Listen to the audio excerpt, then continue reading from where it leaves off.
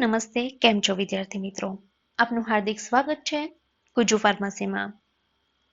Last વિડીયોથી આપણે નવું playlist શરૂ કરેલું છે કે જેનું નામ છે ઇનસાઇડ ધ મેડિસિન, કે જે તમારી ફાર્માકોલોજીની પ્રિપરેશનને સરળ બનાવવા માટે શરૂ કરેલું છે. આપણે જાણીએ છીએ કે ફાર્માકોલોજીનું ક્લાસિફિકેશન છે એ મેઇન અને મોસ્ટ ઇમ્પોર્ટન્ટ હોય છે. ક્લાસ હોય છે, એમાં સબ ક્લાસીસ આવે છે અને એ સબ ક્લાસીસના ફર્ધર વેરિયસ એક્ઝામ્પલ હોય છે કે જે અલગ અલગ મેડિસિન હોય છે. અને એ જે મેડિસિન છે એની ટોટલી ઇન્ફોર્મેશનમાંથી આપણી એક્ઝામમાં ડાયરેક્ટલી અથવા તો ઇનડાયરેક્ટલી ક્વેશ્ચન આવતા રહેતા હોય છે. તો એટલા માટે તમારી જ માટે તમારી પ્રિપરેશનને વધુ સરળ બનાવવા માટે સરળ ભાષામાં આપણે નવું પ્લેલિસ્ટ શરૂ કરેલું છે કે જેનો ફર્સ્ટ વિડીયો કેપ્સ્યુલ એમોક્સિસિલિનનો હતો, એ ઓલરેડી અપલોડ થઈ ગયેલો છે. આપણે હજુ સુધી ના જોયો હોય તો આઈ બટન પર ક્લિક કરીને જોઈ શકો છો, અથવા તો ગુજુ ફાર્મસીની ચેનલના પ્લેલિસ્ટમાં જઈને પણ તમે એ વિડીયો જોઈ શકો છો. નાઉ નેક્સ્ટ વિડીયો છે આઇબ્યુપ્રોફેન વિશે. આઇબ્યુપ્રોફેનની ટોટલી માહિતી, ફાર્માકોલોજીકલ ટોટલી ઇન્ફોર્મેશન આ વિડીયોમાં કવર કરેલી છે. જેમ આપણે લાસ્ટ પાર્ટમાં કહેલું હતું એમ કે નેક્સ્ટ વિડીયો તમારે કઈ મેડિસિન માટેનો જોઈતો છે એ અમને કમેન્ટ બોક્સમાં કમેન્ટ કરીને જરૂરથી જણાવજો. તો વધુ સમય ન લેતા સ્ટાર્ટ કરીએ વિડીયો. બ્રુફેનની ટોટલ માહિતી આપણે આ વિડીયોમાં કવર કરેલી છે. તો સૌથી પહેલા સ્ટાર્ટ કરીએ ઇન્ટ્રોડક્શનથી. Introduction of બ્રુફેન. હવે જે બ્રુફેન છે એનું મેઇન ક્લાસ છે NSAIDs, that is non steroidal anti inflammatory drug, right. અને એનો સબ ક્લાસ જોઈએ તો એ છે નોન સિલેક્ટિવ કોક્સ ઇન્હિબિટર, એટલે કે ટ્રેડિશનલ એનેસાઇડ્સ છે. એમાં પણ આપણે પર્ટિક્યુલરલી જોઈએ તો આઇબ્યુપ્રોફેન છે એ પ્રોપિયોનિક એસિડ ડેરિવેટિવમાં આવે છે. એના અધર એક્ઝામ્પલ છે નેપ્રોક્ઝેન, કીટોપ્રોફેન અને ફ્લર્બીપ્રોફેન. તો આઇબ્યુપ્રોફેન એક પ્રોપિયોનિક એસિડ ડેરિવેટિવ છે કે જેનો ક્લાસ આવે છે નોન સિલેક્ટિવ કોક્સ ઇન્હિબિટર અને એનો મેઇન ક્લાસ છે NSAIDs, that is non-steroidal anti-inflammatory drug. Okay, હવે આ જે આઇબ્યુપ્રોફેન છે એ શું કરે છે તો એ બોડીમાં જે હોર્મોન ઇન્ફ્લામેશન અને પેઇન કરાવશે એ હોર્મોનને જ રિડ્યુસ કરશે. ઓકે, તો બ્રુફેન છે એ શું છે? પેઇન કિલર, એટલે કે એનાલ્જેસિક છે અને એ એન્ટી ઇન્ફ્લામેટરી છે, ઇન્ફ્લામેશનમાં યુઝ થાય છે અને એ ફીવરમાં પણ યુઝ થાય છે, ધેટ ઇઝ એન્ટીપાયરેટિક પણ છે. તો બ્રુફેન છે એ એનાલ્જેસિક છે, ધેન એન્ટી ઇન્ફ્લામેટરી છે અને એન્ટીપાયરેટિક ડ્રગ છે. તો આ થયું general introduction of Brufen. Now next છે બેઝિક યુઝિસ. તો આઇબ્યુપ્રોફેન છે એ આપણે હમણાં જ વાત કરેલી કે શું કરે છે? હોર્મોન્સ કે જે પેઇન અને ઇન્ફ્લામેશન કરાવે છે એને બોડીમાં રિડ્યુસ કરી દે છે. તો એ એનાલ્જેસિક છે, ફીવરમાં પણ યુઝ થાય છે, એન્ટીપાયરેટિક છે અને એન્ટી ઇન્ફ્લામેટરી છે. દેન માઇલ્ડ ટુ મોડરેટ પેઇનમાં બ્રુફેનનો યુઝ થઈ શકે છે. ફીવરમાં, ઇયર પેઇનમાં, સ્ટમક પેઇનમાં, દેન બેકએક છે, ટૂથએક છે, તો એમાં પણ બ્રુફેનનો યુઝ થઈ શકે છે. દેન ડિસમેનોરિયામાં પણ બ્રુફેન યુઝ થાય છે, એટલે કે જે મેન્સ્ટ્રુઅલ ક્રેમ્પ છે એમાં પણ બ્રુફેનનો યુઝ થઈ શકે છે. અને ઓસ્ટિયોઆર્થરાઇટિસ, ર્યુમેટોઇડ આર્થરાઇટિસ કે મસ્ક્યુલોસ્કેલેટલ ડિસઓર્ડરમાં પણ બ્રુફેનનો યુઝ થાય છે. અને પોસ્ટપાર્ટમ કે પોસ્ટ ઓપરેટિવ પેઇન હોય તો એમાં પણ બ્રુફેન એનાલ્જેસિક તરીકે યુઝ થાય છે. તો આ થયા simple uses of ibuprofen tablet. Now dosage form. તો ડોસેજ ફોર્મની વાત કરીએ તો બ્રુફેન છે એ કેપ્સ્યુલ અને ટેબ્લેટ બંને ફોર્મમાં અવેલેબલ છે અને એના બંને ફોર્મ છે એ 200 મિલીગ્રામમાં પણ અવેલેબલ છે અને 400 મિલીગ્રામમાં પણ અવેલેબલ છે. 200 મિલીગ્રામની કેપ્સ્યુલ પણ આવે છે અને ટેબ્લેટ પણ આવે છે. સેમ 400 મિલીગ્રામની કેપ્સ્યુલ પણ આવે છે અને ટેબ્લેટ પણ આવે છે.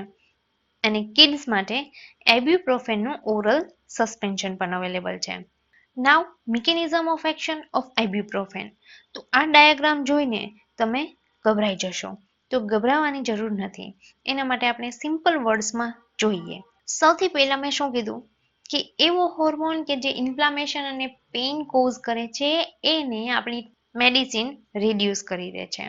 તો એક પાથવે છે અરાચિડોનિક એસિડ પાથવે. હવે આ જે અરાચિડોનિક એસિડનો પાથવે છે એમાં એક એન્ઝાઇમ ઇન્વોલ્વ થાય છે અને એ એન્ઝાઇમ છે સાયક્લોઓક્સિજનેઝ. હવે સાયક્લોઓક્સિજનેઝ એન્ઝાઇમ છે એ શું કરશે? એ એન્ઝાઇમ પ્રોસ્ટાગ્લાન્ડિનનું સિન્થેસિસ કરે છે અને થ્રોમ્બોક્સિનનું સિન્થેસિસ કરે છે. તો પ્રોસ્ટાગ્લાન્ડિન અને થ્રોમ્બોક્સિનનું સિન્થેસિસ કરશે. હવે આ પ્રોસ્ટાગ્લાન્ડિનના અને થ્રોમ્બોક્સિનના આપણે ફંક્શન જોઈએ તો પ્રોસ્ટાગ્લાન્ડિન છે એ ફીવર અને પેઇનનો મીડિયેટર છે. બરોબર? દેન અને જે થ્રોમ્બોક્સિન છે એ બ્લડ ક્લોટિંગનું સ્ટિમ્યુલેટર છે, એટલે કે એ પ્લેટલેટ એગ્રીગેશન કરાવે છે. ઓકે, પ્રોસ્ટાગ્લેન્ડિન છે શું છે? ફીવર અને પેઇનનો મીડિયેટર છે. થ્રોમ્બોક્સિન છે એ બ્લડ ક્લોટિંગનું સ્ટિમ્યુલેટર છે. હવે આપણી જે મેડિસિન છે એટલે કે આપણે વાત કરીએ કે આપણી જે મેડિસિન છે શું છે? આઇબ્યુપ્રોફેન. હવે આઇબ્યુપ્રોફેન છે એ સાયક્લોઓક્સિજનેસ એન્ઝાઇમને રિડ્યુસ કરી દે છે. એટલે કે શું છે? એટલે કે એ નોન સિલેક્ટિવલી ઇન્હિબિટ કરે છે સાયક્લોઓક્સિજનેઝને. એમાં તમે સાંભળેલું હશે શું આવે? બે આવે ને, કોક્સ 1 અને કોક્સ 2. તો બ્રુફેન છે એ નોન સિલેક્ટિવલી સાયક્લોઓક્સિજનેઝને ઇન્હિબિટ કરશે અને એને ઇન્હિબિટ કરશે એટલે શું થશે? પ્રોસ્ટાગ્લાન્ડિનનું સિન્થેસિસ છે એ ઇન્હિબિટ થઈ જશે અને થ્રોમ્બોક્સિનનું સિન્થેસિસ ઇન્હિબિટ થઈ જશે. પ્રોસ્ટાગ્લાન્ડિનનું સિન્થેસિસ ઇન્હિબિટ થશે એના લીધે શું થશે? ફીવર અને પેઇન છે એ પણ રિડ્યુસ થશે.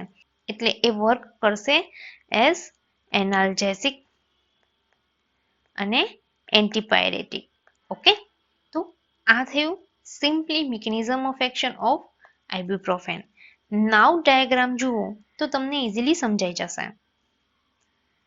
શું થયું? અરાચિડોનિક એસિડ છે એના પાથવેમાં સાયક્લોઓક્સિજનેઝ એન્ઝાઇમ ઇન્વોલ્વ થાય છે.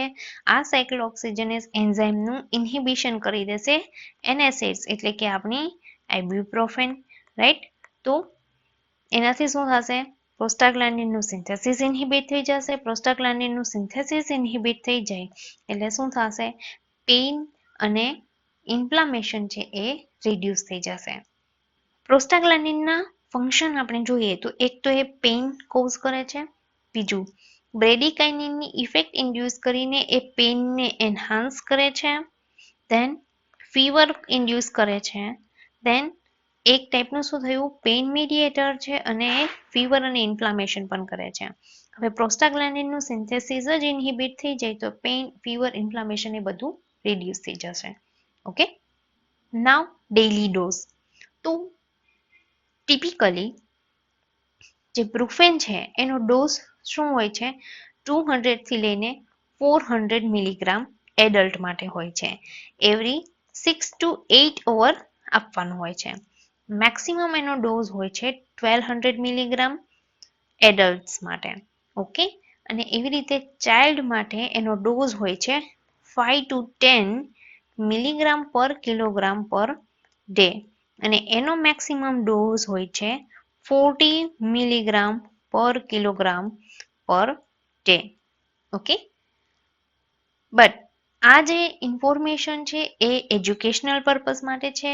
વિધાઉટ કન્સલ્ટિંગ ડોક્ટર મેડિસિન ન લેવી જોઈએ.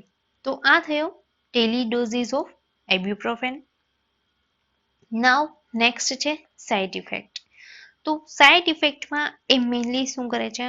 ગેસ્ટ્રિક ડિસ્કમ્ફર્ટ કોઝ કરે છે, નોઝિયા વોમિટિંગ કોઝ કરે છે, હેડેક પણ કોઝ કરે છે, એન્ડ ડિઝીનેસ પ્રોડ્યુસ કરશે, બ્લરિંગ ઓફ વિઝન કરશે, tinnitus that is ear ringing produce કરે છે અને ડિપ્રેશન પણ કોઝ કરી શકે છે.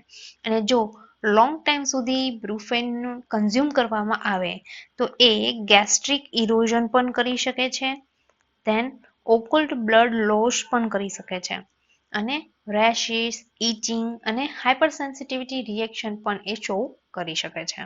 તો આ થઈ side effect of ibuprofen, right? All of this are side effect of ibuprofen. Now contraindication, કયા પેશન્ટ આઇબ્યુપ્રોફેન કન્ઝ્યુમ ના કરી શકે?